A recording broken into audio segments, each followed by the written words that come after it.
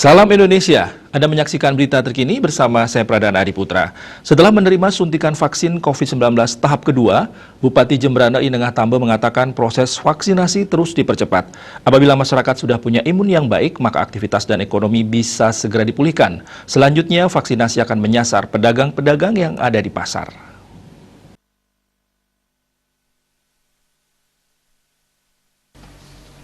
Bupati Tambe menjelaskan selain mempercepat proses vaksinasi, pihaknya juga telah melakukan berbagai upaya dalam menangani pandemi COVID-19 ini.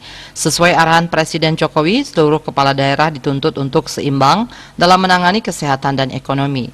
Untuk penanganan COVID-19, Jembrana sudah melakukan percepatan proses vaksinasi dengan menggelar gebyar dan melakukan proses vaksinasi di tempat atau wilayah yang rentan. Pihaknya juga sudah memiliki lab PCR yang sudah di-launching minggu lalu.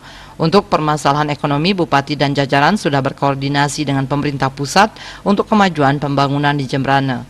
Sementara Jubir Satgas Penanganan COVID-19 Jembrana Igusti Agung Putu Arisanta mengatakan, petugas pelayan publik yang sudah selesai menjalani vaksinasi lengkap, diantaranya tenaga kesehatan yang sudah menjalani vaksinasi tahap pertama dan tahap kedua, serta pelayan publik meliputi TNI, Polri, dan ASN.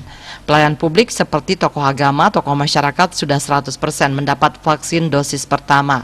Vaksinasi dosis kedua masih dalam proses sesuai dengan jadwal yang telah ditentukan. Pada vaksinasi COVID-19 tahap kedua ini, target sasaran pada lanjut usia dan pedagang yang belum mencapai 100%. Sejumlah upaya masih dilakukan agar seluruh lansia bisa divaksinasi karena masuk dalam kelompok rentan yang berisiko terpapar COVID-19.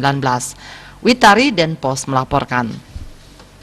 Pemirsa, untuk mencegah penyebaran COVID-19, ingat pesan Ibu selalu terapkan 3M, wajib memakai masker, wajib mencuci tangan, dan wajib menjaga jarak, serta wajib menghindari kerumunan. Dengan penerapan perilaku 3M, Indonesia segera terbebas virus corona menuju Indonesia maju. Tetaplah bersama Bali TV. Salam Indonesia.